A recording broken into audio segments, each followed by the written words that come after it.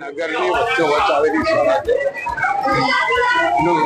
નવી શાળાનું મકાન લોકાર્પણનો કાર્યક્રમ 2,25,00,000 રૂપિયાના ખર્ચે આ મકાનનું નિર્માણ થયું છે. જે વિદ્યાનું મંદિર છે.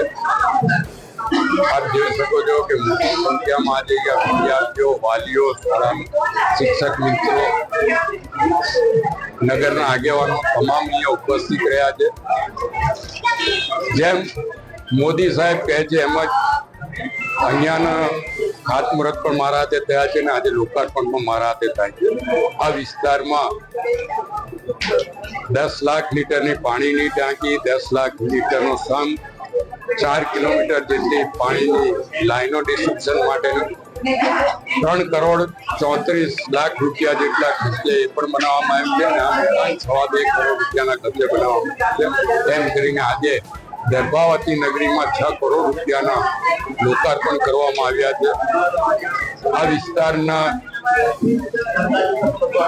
નાગરિકો એમના બાળકોને આ શાળામાં ભણાવે અને આ શાળામાં ભણીને વિદ્યાર્થીઓ દર્ભાવતી નગરીનું નામ રોશન કરે એ અપેક્ષા સાથે આ નવી શાળાનું લોકાર્પણ કરવામાં આવે છે. ત્યારે નગરના તમામ નાગરિકોને હું અભિનંદન આપું છું, શુભેચ્છા આપું છું અને આ જ રીતે સાથ સહયોગ આપશે. અને સરકારનો પણ આભાર માનું છું કે સર્વ શિક્ષણ અભિયાન હેઠળ અહીંયા શાળાનું મકાન બનાવવા માટે 2,25,00,000 જેવી માત્ર રકમ આપવામાં આવી છે અને સુંદર ઇન્ફ્રાસ્ટ્રક્ચર અહીંયા ઊભું થયું છે.